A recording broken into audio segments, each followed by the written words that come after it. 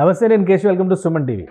1వ తేదీ వస్తుందంటే ఒకవైపు పెన్షన్లు, మరోవైపు జీతాల టెన్షన్ ప్రభుత్వానికి వెంటపడేటువంటి పరిస్థితి ఉంటుంది. అయితే ఏపీలో బాధ్యతలు తీసుకున్న కొత్త ప్రభుత్వం మాత్రం అన్ని ప్రణాళికాబద్ధంగా 1వ తేదీనే పూర్తి చేసేందుకు రంగం సిద్ధం చేసుకోవడం, 2 నెలలుగా ఈ విషయంలో విజయవంతం కావడం ఆసక్తికరంగా మారింది. మరోవైపు అధికారుల తీరులో ఇంకా ఎలాంటి మార్పు రాకపోవడం పైన కూడా ప్రభుత్వ పెద్దలు ఆగ్రహంగా ఉన్నారు.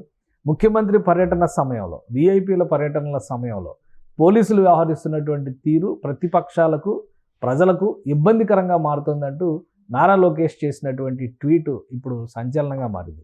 అసలు ఏం జరిగింది, ఎందుకు ఆయన స్పందించాల్సిన పరిస్థితి వచ్చింది, పైగా వామపక్షాలకు క్షమాపణలు చెబుతూ ఆయన కామెంట్స్ చేయాల్సినటువంటి అవసరం ఏమొచ్చింది? ఈ అంశాలపైన విశ్లేషణ చూద్దాం. మనతో పాటు పొలిటికల్ అనలిస్ట్ చంద్ర శ్రీనివాస్ గారు. నమస్కారం. నమస్కారం. నారా లోకేష్ గారు చేసినటువంటి ట్వీట్ ఒకటి, ఈరోజు ఇప్పుడున్నటువంటి పరిస్థితుల్లో 1వ తేదీ పెన్షన్లు, జీతాల బట్వాడ, దానికి సంబంధించి ఒక క్లారిటీ సక్సెస్ఫుల్గా చేసామని చెప్పారు. రెండవది చాలా ముఖ్యమైనది, సీఎం పర్యటన సందర్భంలో అధికారులు ఓవర్ యాక్షన్ చేస్తున్నారనేది ఆ ట్వీట్ సారాంశం. ఎలా చూడాలి రెండు? డెఫినెట్గా రెండు కూడా. అంటే ఆయన చాలా మారిన మనిషిలాగా లోకేష్ కనపడుతున్నాడు. అంటే ఒక గౌరవప్రదమైన ఇది, ఒక సీఎం కుమారుడనే కాకుండా రాజకీయాల్లో ఆయన యువగలందారా ప్రజల్లోకి వెళ్ళాడు, ప్రజల యొక్క భావోగులు తెలుసుకున్నాడు, ప్రజలతో ఎలా ఉండాలి, ఎలా ఉండకూడదు అనేది గత ప్రభుత్వం చూసి అంటే ఇప్పుడు పరిణితి చెందిన వ్యక్తిగా ఉన్నాడు. అందులో నో డౌట్ ఎట్ ఆల్. అదే సమయంలో మడకసిరలో నిన్న వాళ్ళ నాన్నగారు చంద్రబాబు నాయుడు గారు వెళ్ళినప్పుడు సిపిఎం నేతలు అరెస్ట్ చేసిన తీరు అప్రజాస్వామికం అనేది ఆయన భావన. అంటే మేము దానికి వ్యతిరేకం. ప్రజల్లో ఏదైనా ప్రభుత్వ వ్యతిరేకత ఉంటే ప్రతిపక్షాలుగా వాళ్ళు గలం ఎప్పొచ్చు, అది వాళ్ళకి హక్కు. వాళ్ళ హక్కుని గత ప్రభుత్వం కాలు రాసింది, కానీ పరదాల చాటున రాజకీయం చేసింది గత ప్రభుత్వం. మేము అలా చేయము. పోలీసులు ఇలా వ్యవహరించడం తప్పు, ఇంకా వాళ్ళ పద్ధతి మార్చుకోవాల్సిన అవసరం ఉందని అధికారులు శుతిమెత్తంగా హెచ్చరించడం కాకుండా దాని మీద విచారణ చేయాలన్నాడు. వాళ్ళకి క్షమాపణ కోరాడు. ఇక మీద ఇలా జరగదు అనేది చెప్పడం అనేది ట్విట్టర్లో ఒక గౌరవప్రదమైన పొజిషన్లో మంత్రిగా ఉండి ఒక ముఖ్యమంత్రి కొడుకుగా చెప్పడం అనేది అది ఎవరో ఊహించిన పరిణామం. ఏదైనా కానీ ఒక మంచి పరిణామంగా మనం భావించారు. ప్రజాస్వామ్యంలో ఏంటంటే హక్కుల కోసం ఎవరైనా పోరాడతారు. ప్రభుత్వ వ్యతిరేకతని ముఖ్యమంత్రి గారు వచ్చినప్పుడు విలేకరులు ఆపటం అక్కడ మడకసిర పరిసర ప్రాంతాల్లో, తర్వాత ఎక్కడికక్కడ బస్సులను కూడా ఆపేసేయటం, తర్వాత ఇది సిపిఎం కార్యకర్తలను అరెస్ట్ చేయటం. ఏదైనా కానీ గత ప్రభుత్వం చేసింది మేము చేద్దాం అనుకుంటే ప్రజలు హర్షించడం అనేది ఆయనకు అర్థమైంది కాబట్టి ఆయన స్పందించాడు అనేది మనం అనుకోవాలి. కానీ ఒక విషయం అంటే, ఇప్పుడు 2 నెలలు అవుతుంది బాధ్యతలు తీసుకుని. అవునండి.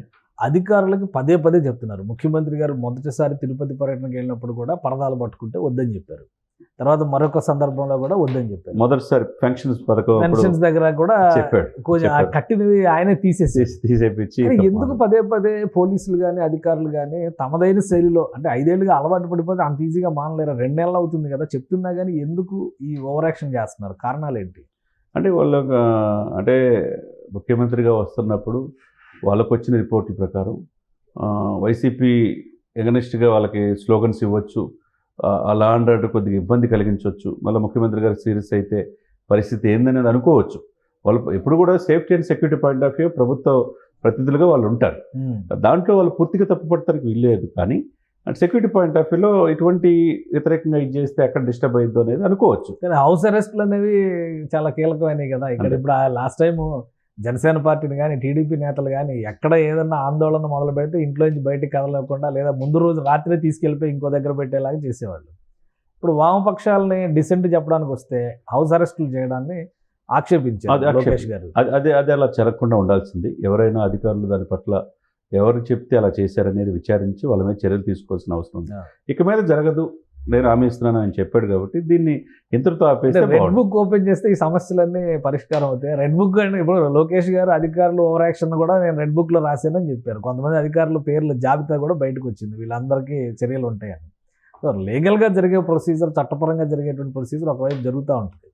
కానీ ఒక భయం అనేది ఉండాలి కదా. చెప్పినా కానీ పదే పదే ఎందుకు చేస్తున్నారు? ఇప్పుడు రెడ్ బుక్ మీరు కేశవ్ గారు ఆల్రెడీ ఓపెన్ చేశారు నిన్ననే. మొన్న అర్ధరాత్రి అనుకుంటా 57 డిఎస్పీలు బదిలీ చేయటమే, 94 పోస్టులు కాను 57 పోస్టులు మేబీ ఆల్మోస్ట్ వాళ్ళందరినీ కూడా డీజీపీ ఆఫీస్కి అటాచ్ చేశారు పోస్టింగ్. అంటే దాన్ని బట్టి రెడ్ బుక్ ఓపెన్ అయిందనే మనం అనుకోవాలి.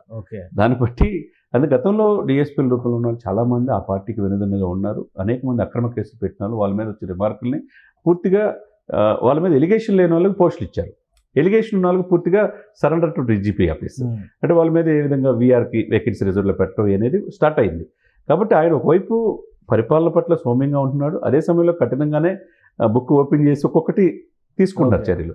అదే దిశలో నిన్న 7:45 జీతాలు పడినాయి అనేది ఒక ప్లేట్ మీద, ఒక స్లేట్ మీద చూపిస్తున్నారంటే అది కోట్ చేస్తా చెప్పాడంటే మేము పారదర్శకంగా ఉంటాము, పెన్షన్ విషయంలో పారదర్శకంగా ఉంటాం, 100% 2 నెలలు. చంద్రబాబు నాయుడు గారు కూడా దాన్ని పవన్ కళ్యాణ్ గారు లెటర్ రాశారు. మీరు అద్భుతమైన ఫైనాన్షియల్ మేనేజ్మెంట్ జరిగింది, 2 నెలలుగా అనుకున్నవన్నీ కూడా మనం సక్సెస్ఫుల్గా చేసామని చంద్రబాబు నాయుడు గారిని అభినందిస్తూ ఒక లేఖ రాశారు. అలానే చంద్రబాబు నాయుడు గారు కూడా రిప్లై ఇచ్చారు. అందరి సమన్వయంతో, అది ముఖ్యంగా సిబ్బంది బాధ్యత, ప్రభుత్వ సిబ్బంది సహకారం లేకుండా మేమేమీ చేయలేము, అలాంటిది వీళ్ళందరూ కూడా చేస్తున్నారు కాబట్టి వాళ్ళని చూసుకునే బాధ్యత కూడా మాదే అని చెప్పారు. సో మొత్తానికి కూటమిలో ఒక అండర్స్టాండింగ్తో ప్లాన్ ప్రకారం ఇప్పుడు అందరూ కూడా కలెక్టివిటీగా, అంటే సంఘటితంగా ఒకటే అనే నినాదంతో ముందుకెళ్తున్నారు, ఎక్కడ అరమరికలు లేకుండా. బీజేపీ కావచ్చు, జనసేన కావచ్చు, టీడీపీ కావచ్చు, ఇది మంచి మూవ్గా మనం భావించాలి. లేకపోతే 1 తారీఖు జీతాలు, అసలు వైసీపీ లో 10-15 తారీఖు దాకా జీతాలు ఉండేవి కాదు. ఎవరు అడగటానికి ఎవరి దగ్గర కన్సల్ట్ అయ్యే మంత్రులు అపాయింట్మెంట్ ఉండేవి కాదు. ఇప్పుడు అవకాశం ఉంది కాబట్టి 1 తారీఖు జీతాలు ఇవ్వడం అనేది ఒక మంచి ఆహ్వానించదగ్గ పరిణామం. అదేవిధంగా ప్రజాస్వామ్యంలో ప్రభుత్వ వ్యతిరేకతని చెప్పే బాధ్యత ప్రతిపక్షాలు తీసుకున్నప్పుడు వాళ్ళు అక్రమంగా హౌస్ అరెస్టులు చేయకూడదనేది లోకేష్ గారు స్పందించిన తీరు అనేది ఒక పరిణితి చెందిన రాజకీయ నాయకుడిగా మనం చూడవచ్చు. ఇది ఫైనల్ వార్నింగ్ అనుకోవచ్చా? ఇక మీద డెఫినెట్గా ఈ జరగవు. రైట్. థ్యాంక్ యూ శ్రీనివాస్ గారు. ఇది ఆంధ్రప్రదేశ్ ప్రభుత్వం ప్రజలకి ఇచ్చినటువంటి హామీల్ని అమలు చేసేటువంటి క్రమంలో వ్యూహాత్మకంగా ప్రణాళికాబద్ధంగా ముందుకు వెళ్తున్నటువంటి పరిస్థితి ఉంది. దీనికి సంబంధించి ముఖ్యమంత్రి, ఉప ముఖ్యమంత్రి, అలానే మంత్రివర్గంలో ఉన్నటువంటి కీలక నేత లోకేష్ కొన్ని సందర్భాల్లో ప్రకటించినటువంటి అంశాలు చూసినా కానీ అధికారులు చేస్తున్నటువంటి ఓవర్ యాక్షన్ పట్ల మాత్రం చాలా అసంతృప్తిగా ఉన్నారు. ఒకవేళ ఇవి మళ్ళీ కొనసాగినటువంటి పరిస్థితి ఉంటే కనుక కఠిన చర్యలు ఉండే అవకాశాలు కనిపిస్తున్నాయి. దానికి ఒక ఫైనల్ వార్నింగ్గా దీన్ని చూడాలని చంద్ర శ్రీనివాస్ గారు విశ్లేషిస్తున్నారు. ఇది స్పెషల్ డిస్కషన్. Keep watching.